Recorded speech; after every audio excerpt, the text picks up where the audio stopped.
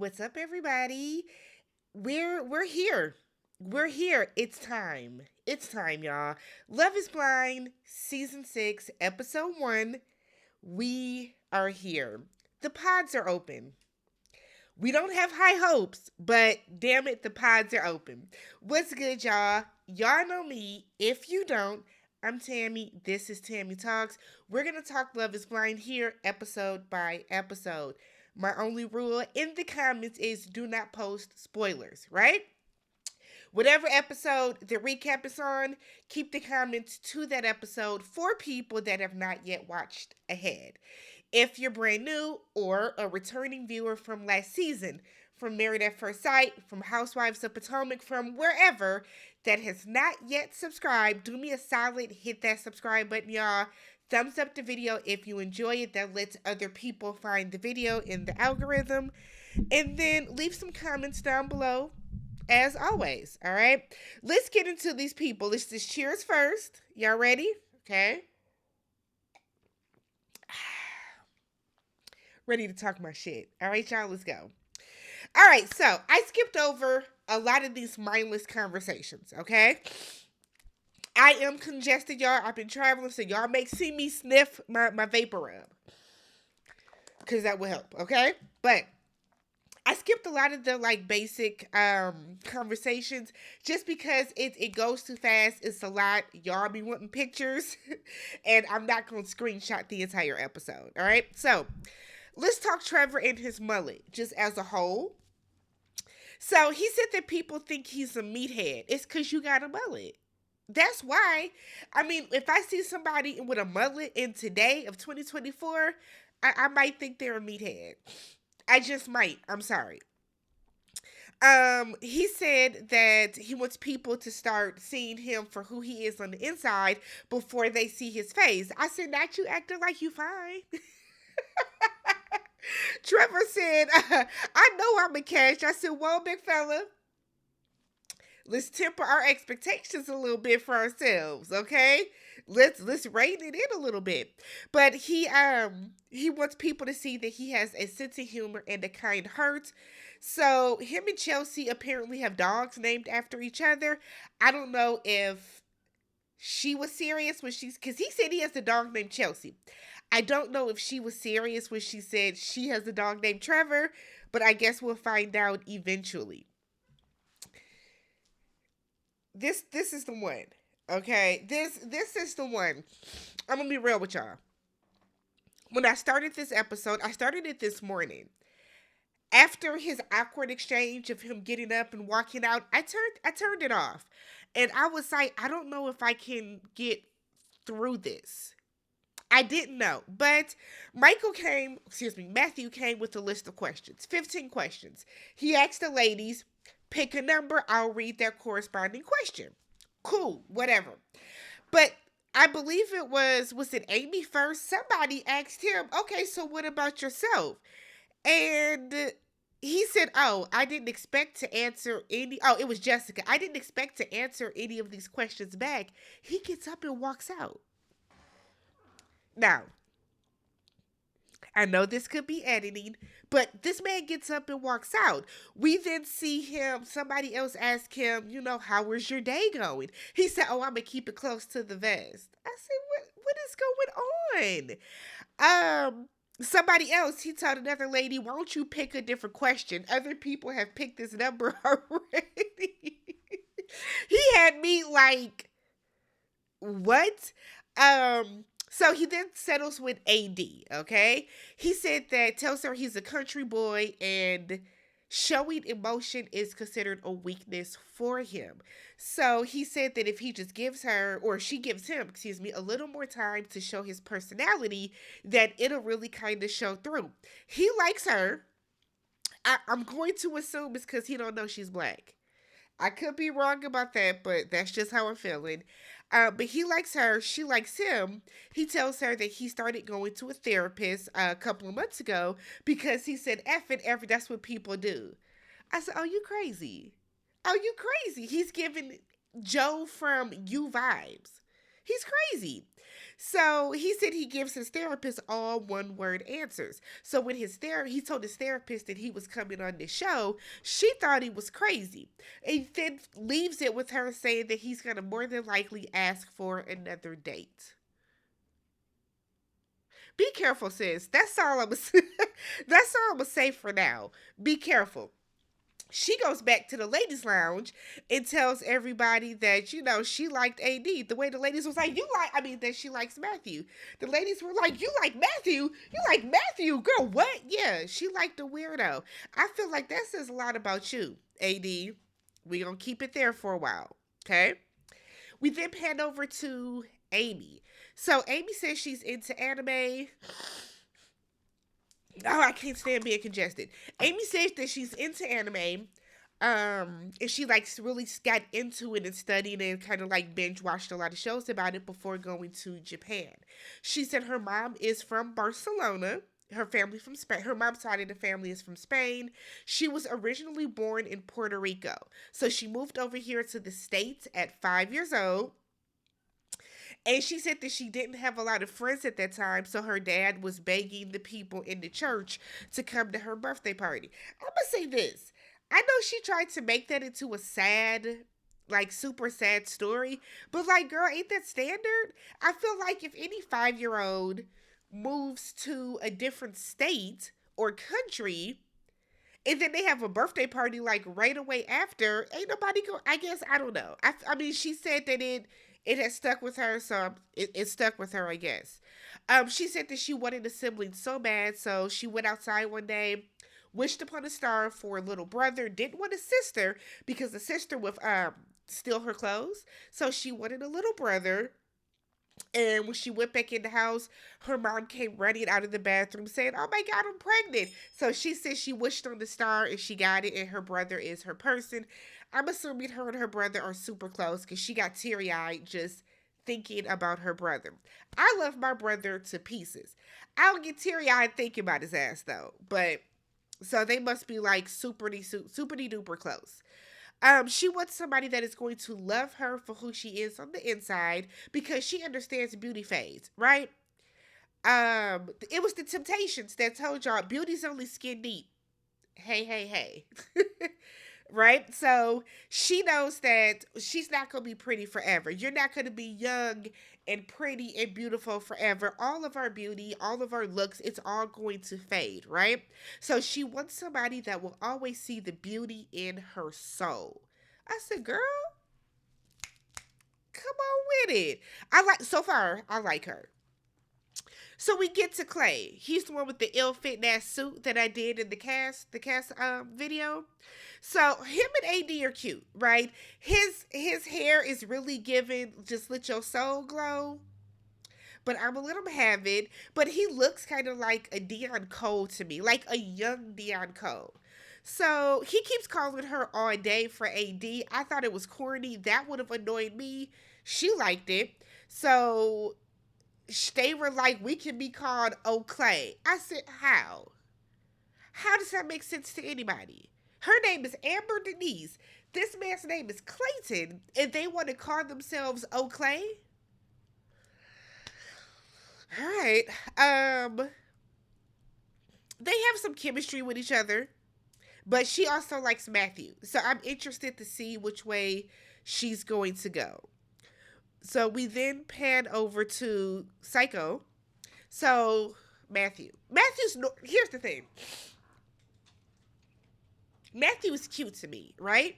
I think Matthew is cute. But would I want to have a conversation with him? I really don't know. He don't give safe vibes, right? And I don't mean to say it like that, but he doesn't give safe vibes. So they talk about music. She asked him what is his favorite music genre, and he was like, "Uh-oh, here comes, the breakup or whatever." But he said he likes rock. He looks like he likes rock. I expected nothing different. He also said that he likes just kind of instrumental music. She said that's cool with her. He seems like a man of few words. She said that she likes R&B and hip hop, which we could probably, well, let me not generalize. Well, I mean, not generalized, but she likes R&B and like pop music, hip hop music. But she said she also likes 80s rock. So they bond about that a little bit. And then he said that he likes to dance. And I guess he used to get into dance battles. And he said he was dancing with this guy and the guy was super good. Matthew tore his hamstring trying to compete with this guy. Sir, what? What were you doing? Like the funky chicken? Like, what were you doing that you tore your hamstring? Did you hit a split? Oh, Matthew, got a wild side, don't you? So he tells her that she makes him nervous yet comfortable at the same time. He can't explain it, but they like each other. Okay. Something about him just gives weird, y'all, but I'm gonna roll with it. I'm gonna roll with it. So, Jessica and Jimmy. Okay. So they're doing like they're eating some wings. They have a plethora of sauces, and they went for like I guess the sweet chili one. And the way Jimmy's face turned red, I said that's too hot for my man's. Jimmy can't take it. So I was like that white boy can't take no heat. If that's okay. That's okay. But we all know the jokes that some white people can't take spice and seasoning. I know that some can. Chill in the comments, y'all. We're just having fun, okay? So she sent her confessional saying that she's I guess she's ready to tell him about her daughter. So he starts to tell her how he didn't grow up with a lot, right? So some of his classmates had way more things than he had, so he's kind of nervous about certain things. His family's super close. Um, I feel like we hear this story every season, right? You have somebody that came from humble beginnings. They feel that as a person, they didn't have all the things that their classmates had. You know, I think he was the one that said he had a bunk bed until he was in like his senior year of high school. His parents feel that, he wasted money by going to college, but they're proud of him now. He had the same, like, we've heard this story before, right? She assures him that, like, look, I understand. Okay, I don't know why people think that them having like a sob humble beginnings, y'all were low income or low middle income story is so unique. But she shares some like shit. I grew up the same way. It's cool. She then tells him, I got something to tell you. She said, I have a 10-year-old daughter. That face that he made right there let me know he's not okay with it like he claims. He's not. He's not okay with it. So he gets quiet. She was like, I'm not going to gloss over this because it's a big, important part of my life and you shouldn't gloss over it. So he said, she said that she needed to talk about this. She wanted to let him know about this before they progressed to start talking about more things, in their courtship. So he wants to know, why didn't she mention this earlier? She says she doesn't lead with it because that's not all she is. She wants people to get to know her for her without you being like, oh, you're a mother, and writing her off right away. I look at it one of two, like, I look at it both ways, right? On one hand, yeah, I see what you're saying. If I come in and I tell you I have a daughter off rip, you might write me off about it. But on the other hand, I feel like I don't know. I don't know. I can't say that she did it wrong. I can't say she did it right, but I'll just say that she did it. Okay? She did it. So he said it's not a deal breaker for him, but it's given that it is. And then he nervously asks her like about the girl and about the father. So Jessica is it's a I guess you could say a high school sweetheart. It's somebody she's known since elementary school. I guess they probably hung out, stayed in touch, just really good friends. They probably got to high school, probably messed around for a little bit, tried something out. They had a baby. She said they only lasted for about a year after that. They have co parenting down good. They're good friends. They're in a good place. There's probably no baby daddy issue. No baby mama issue. They just have a good co parenting relationship. Jimmy is visibly shook and nervous about this. And I really wish that he would have been more honest with her about his hesitations. Like, don't tell her it's cool, it's okay, you're good with it, when it's very, very evident that you're not. So we then see Jimmy go on a date with Chelsea. Yo, look at the screenshot. Y'all see how Chelsea is turned over crying? So they're in there. They're talking about college. This is where we find out that he went to college. She tells him that she got married at a very young age, right? She got married at 18 years old. They stayed together for, I think she said 5 years or so. And then they just found like he wasn't her person. Jimmy gets nervous. Okay, I see Jimmy can't catch a break today. Jimmy gets nervous. He gets very quiet. He then tells her it didn't scare him, but he had bigger news dropped on him earlier today by someone else. Then he quickly is like, "Oh my God, let's not talk about anyone else." So now Chelsea is already feeling away because here you are on your date with me, and you're talking about somebody else. He then tells her he wants to change the subject. I said, "Oh, Jimmy, Jimmy, Jimmy, Jimmy, Jimmy." So, and I get what he's doing. In his mind, he's like, "I'm not in the right mindset for this. I'm still reeling over this stuff with Jessica. And then here I am with Chelsea, and now I'm getting bomb after bomb dropped on me. Bombs over Baghdad, okay? Dropped on him. Shout out to Outkast for the song B.O.B. And he's not handling it well, right? She can sit on the floor. She putting her clear plastic heels back on, and now she's over there just. Now she's trying to, stifle a sob. I said, "Oh, girl." So she and I felt for her because here I am. I like you. I'm being vulnerable with you. I'm telling you something that's near and dear to my heart, and you just kind of blew me off. And that was the end of their date. I said, sheesh. Sheesh. Right? So, Clay and AD, this man was picking at his feet. It was distracting. He lost some cool points with me. And then it went from bad to worse with Clay. So he comes in and he was saying, "My ego is huge." Is it? I think your ego is stupid because you said that you're very suave. He said that he could always get the women, but he was never chose by the woman that he actually wants. So then, nigga, you aren't getting the women. What are you talking about? Okay, sure. He then acknowledges that he may not give out the emotional security that women need. Okay? You don't give out the intelligence either.